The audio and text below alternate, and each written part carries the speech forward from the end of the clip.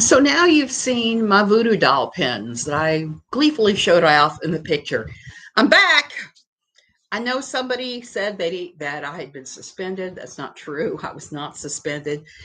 What happened here is the Papagayos are very strong winds that come in January, towards the end of January.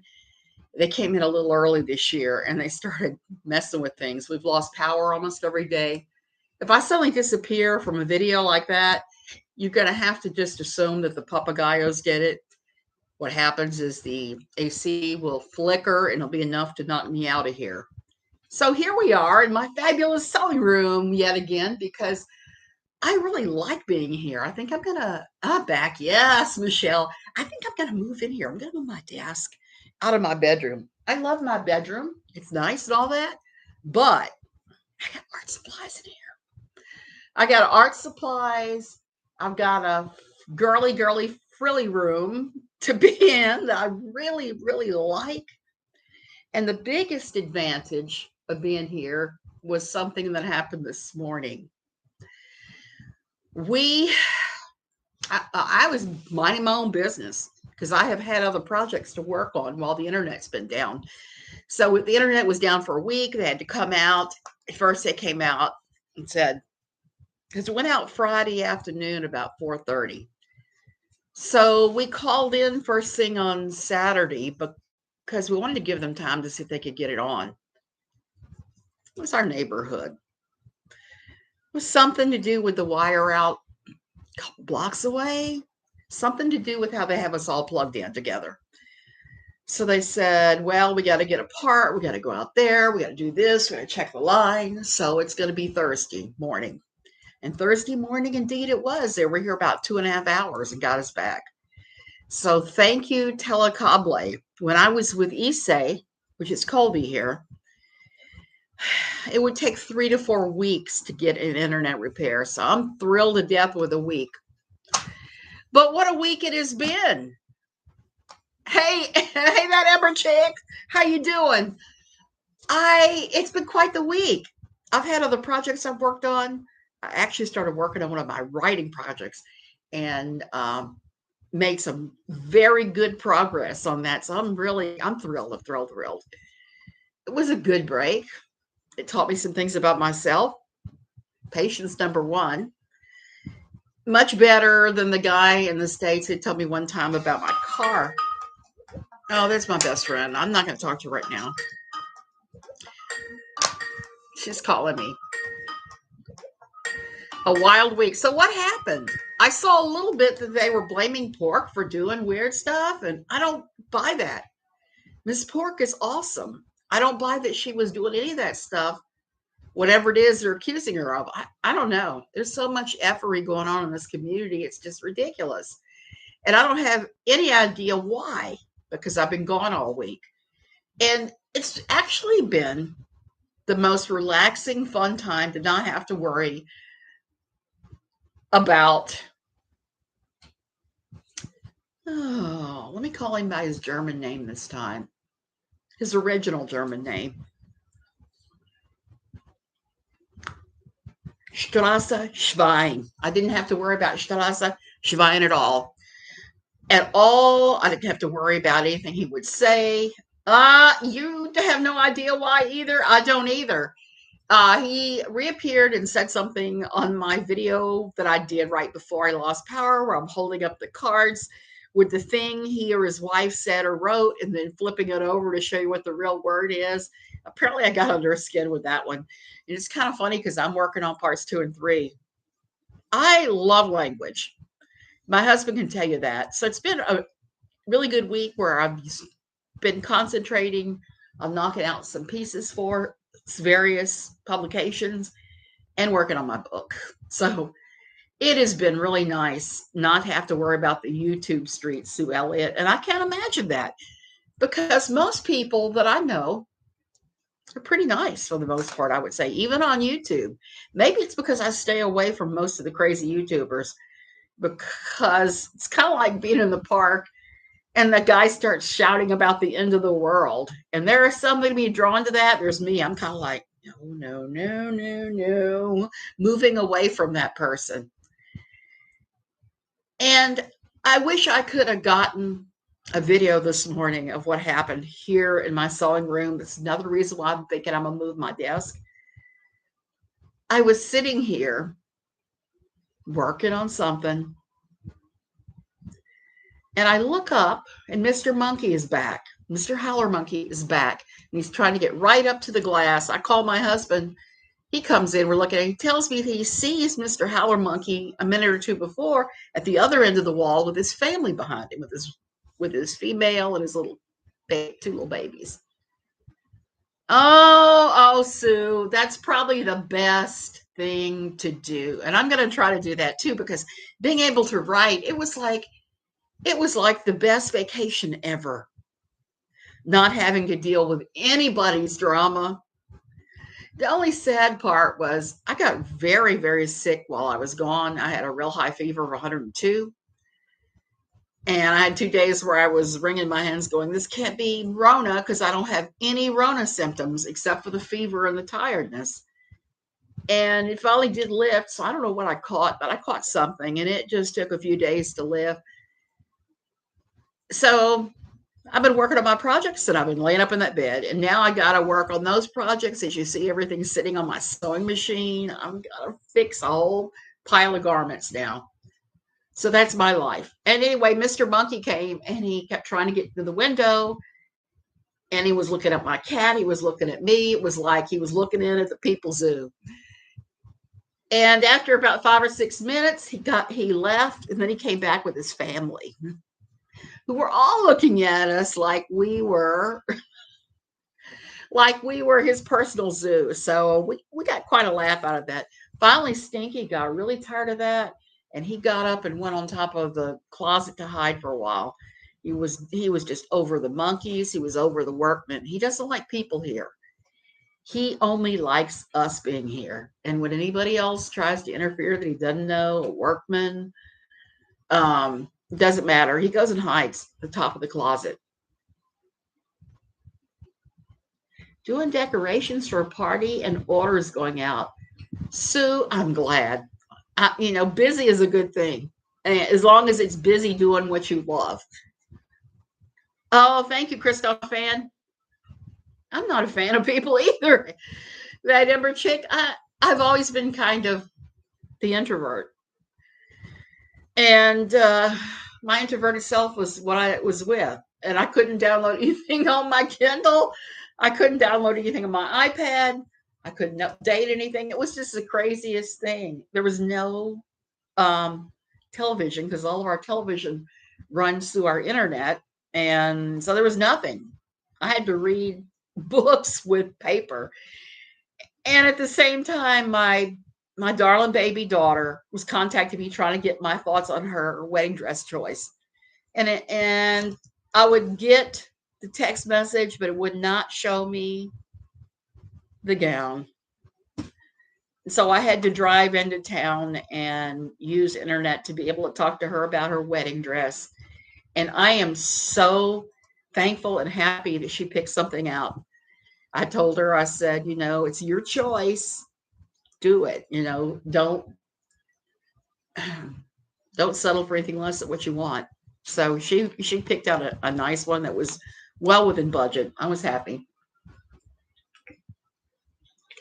So that's all I've been doing. That and threatening to sneak into my friend's yard. I kept saying, I'm going to be sneaking in your yard, holding my laptop, waiting for you to switch on the router. Lurking. I was teasing her about that, but I didn't resort to that. I was an extrovert in my younger years. Now I would rather be home with a good book or movie any day. I feel that, Amber. In fact, I got to tell a little silly story. Last Friday night, we didn't have internet. That was okay, because I'd washed my hair. And I've been trying to do different things with my hair to figure out how to wear my hair for the wedding, because I have my dress. And I have this device that you can put your hair in and roll it up in this long tube and then wrap it around your head. That gives you kind of nice beach waves. And I was thinking, well, let's try this out. I was thinking, I'm going to try every day or two a new hairstyle until I figure out what I'm going to do. So here I am looking like a Martian with this thing wrapped around my head 2 or 3 times.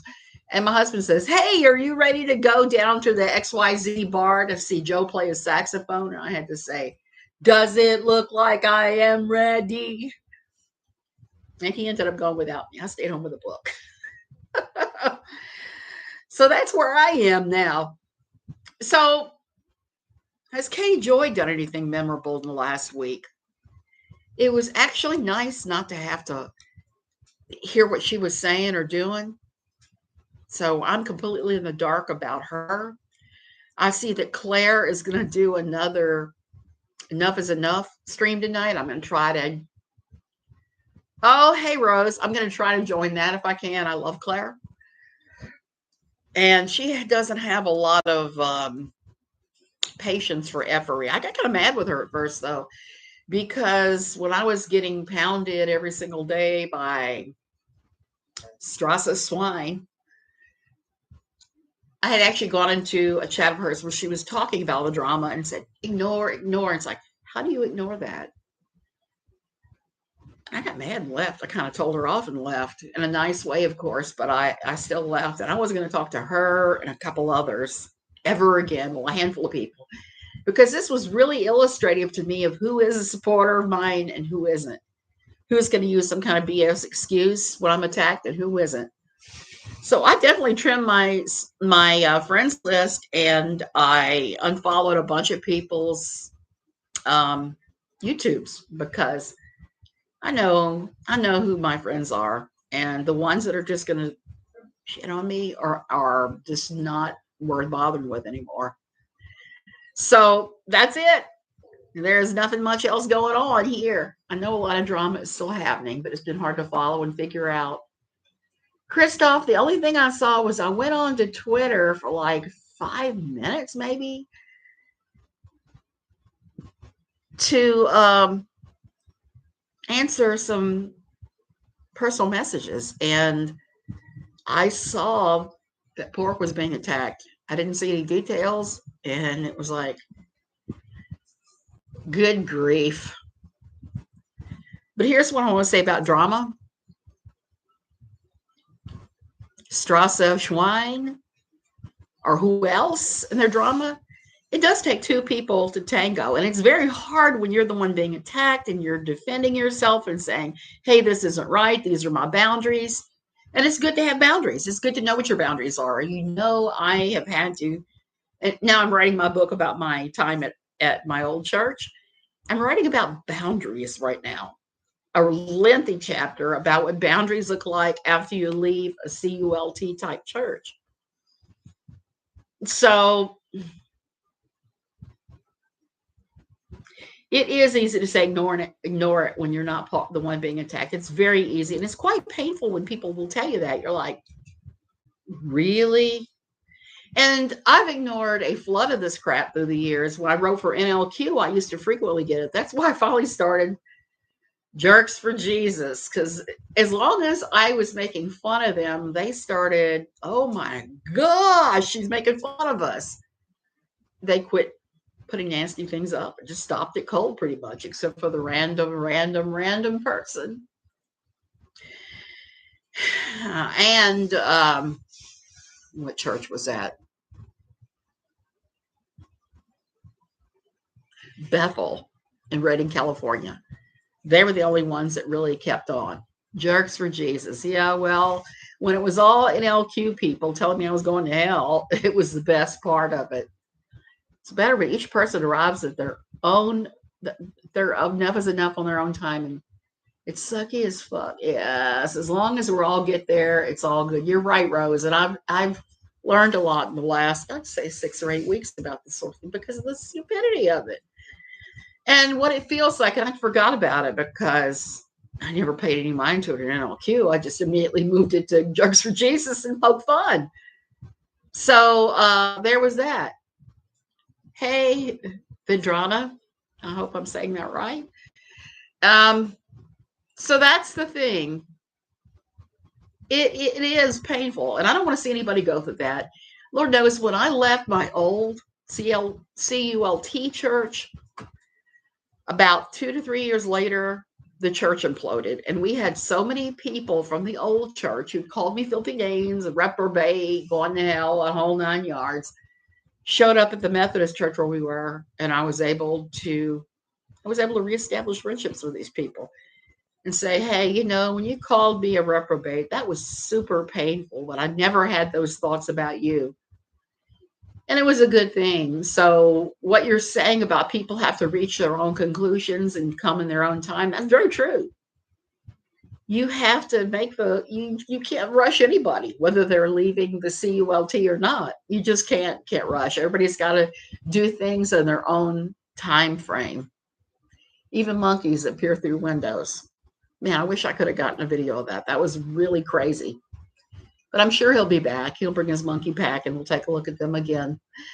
So, yeah, I'm still plagued with a little asthma. So there's that. Another thing I learned is when you're sick, it's really nice just to unplug from all this crap and not even think about it. Not think about it at all. We also had workers here finishing up the sidewalks. I was pretty livid. They didn't do a real good job. I found writing in the dust on certain windows, explaining which windows were not leaky, were rattly or not. And I kind of flipped out. I scrubbed all the windows on the outside of the house that had writing on them because I was thinking that somebody was trying to case the joint, but now I think it was just the work crew trying to figure out where they need to tell me to replace the windows. Hey, Beth, how you? I have missed everybody. I really have, even as I've gotten way more stuff done and recovered from a whole pile of crazy issues. I haven't had a fever that high in years. My fever went to 102 and I started writing out funeral plans. And you're not feeling well when you start saying, I want this song. I want this to happen. I want you to use money to do this, X, Y, and Z. So there was that.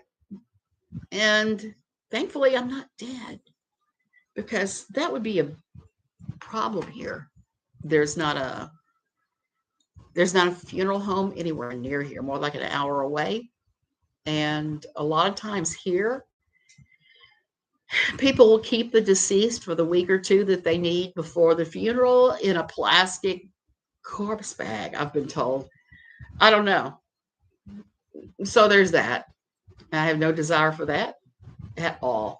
Fevers are the worst, that Amber chick, because you don't know what's causing it. And with this whole stuff we got going on with COVID that we're not allowed to say on YouTube. I don't know about you guys, but for me, anytime I get any of the symptoms, I'm like, is this COVID or is this asthma or some other virus or this or that? And just because you show up at the doctor here doesn't mean they're going to give you the test, even though they make like $100 when they test you here. So I just basically finally said, look, if I have more than 3 days of high fever, I'm gone. I'm going to the doctor's office. And thankfully it broke, so I didn't have to do that. I didn't have to spend the $100 for the test. I didn't have to get the young lady I don't like as a doctor up there telling me, I don't think you have COVID. Yeah, that Amber chick, that's me. Oh my gosh. That's me. It's like, oh my goodness, I think I might have the Ronas. And of course, I freak out, and I freak out at my husband, who's been exposed like 5 times now, and he hasn't gotten it. Runny nose and headache equals C. Sore throat, C. Yeah, I had a runny nose, a headache, and a high fever. So I started thinking it was Rona. Thankfully, it was not. Hey, small town Jewel. Well, I just decided to jump on. No, fine. My husband's fine. His jaw is fine. It's not broken like they thought. We're fine. My internet went out. The Papagayo winds that we get here, they also call them the trade winds. They come here every January and they just sweep through, and the high winds sometimes will do a number on the electric and the cable here. And they did something to the cable because I was talking to a girlfriend then I got off and went online because she was telling me to look at the Charleston Carriage Horse Association. There's a group that opposes the use of carriage horses in Charleston. And I've been in Charleston. I've ridden in one of the carriages.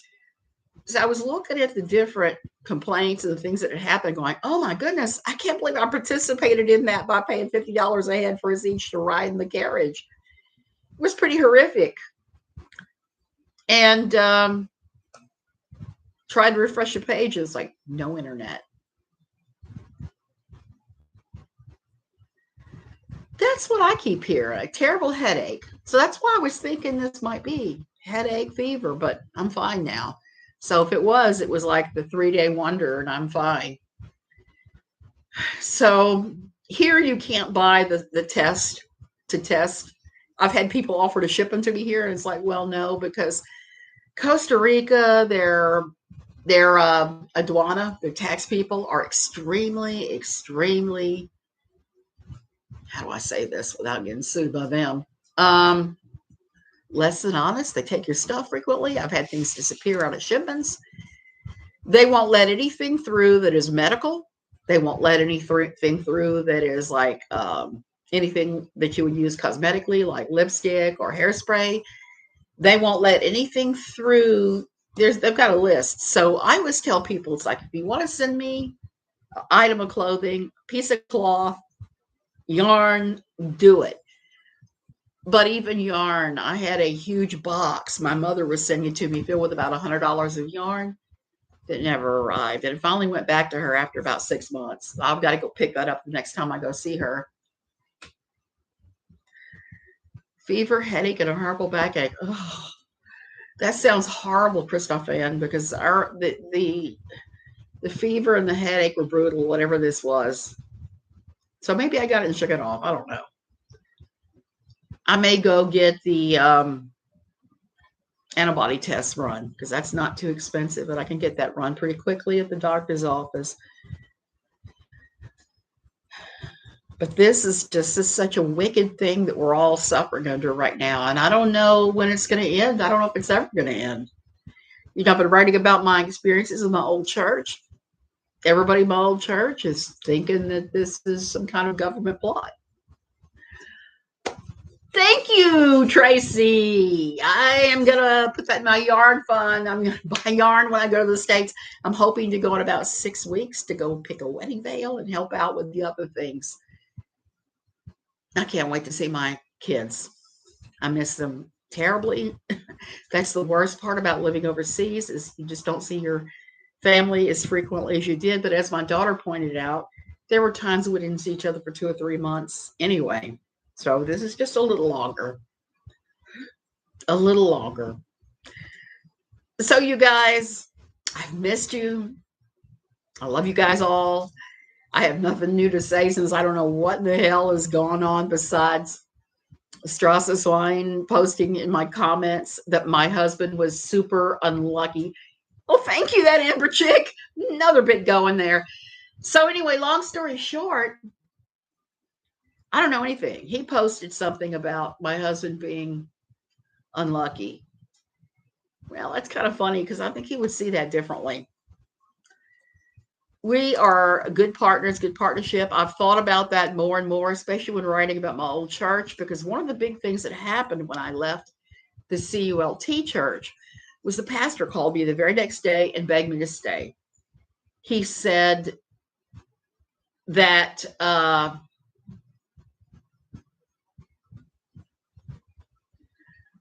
Sally, that may be, he said I should divorce my husband. So this guy at this evangelical quiverful church is telling me to divorce my husband. And the only divorces that we saw actually happen there was we had a lady whose husband was having sex with the children. She got a divorce. And all of us were like applauding. Somebody else whose husband came out as gay, she got a divorce. And the church was fine with that. Other than that, it was stay married. And there was a lot of feuding and fighting going on among the various groups of married people about all sorts of goofy things. I'm just now starting to get into that when I'm writing the book. It's just kind of crazy. So he told me to divorce my husband. The church would be 100% behind me and support me because he was clearly a reprobate that was going to hell. Oh, thank you, Tracy. Thank you so much. As going back into my yarn fund even more. So, and then we have a yarn store here in Tamarindo now. I am excited. I go there all the time and buy yarn. As you can see, I have yarn in the top wire bin, all queued up for another project. So he wanted me to divorce my husband and stay. And I thought about it a lot since, and I wondered why he was that insistent on it. And the only thing I could think of is the whole time I was at my old church, I was one of the 5%ers. I don't know if you guys are familiar with the 5%ers, but the 5%ers are the 5% of the congregation that does all the work, all of it. I was on practically every committee and group. My leaving, I'm sure, put a huge hole in what they were doing because it was not what he wanted, not what the pastor wanted.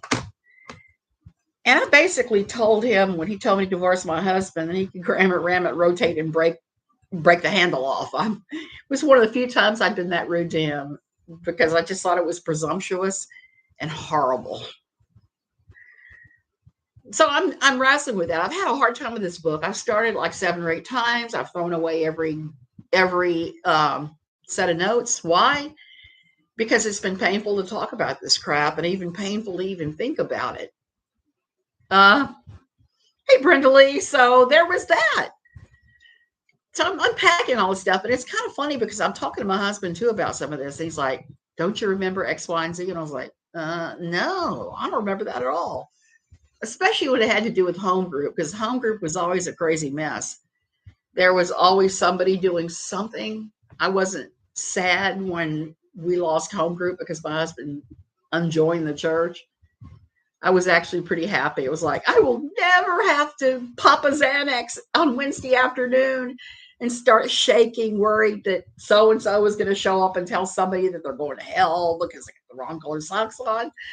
I don't have to put up with any of the weird little nuances that people do that are just crazy and creepy, that have nothing to do with the love of Christ.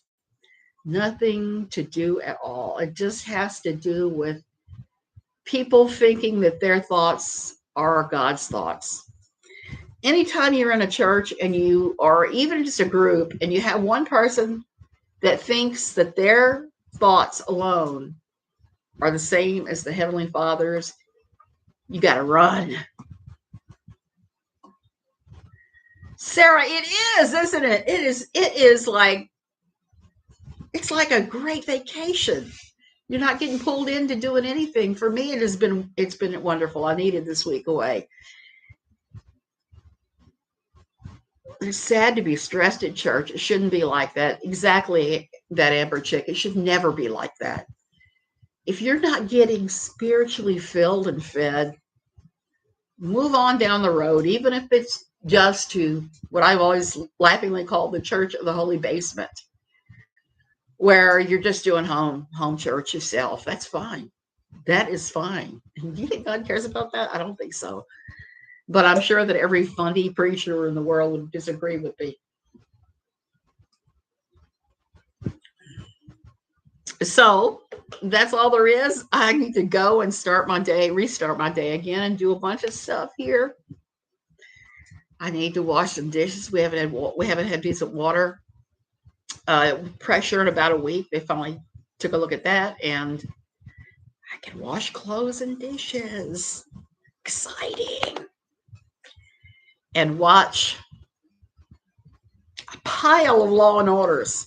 I'm behind on watching The Righteous Gemstones, so there's that going on into the day.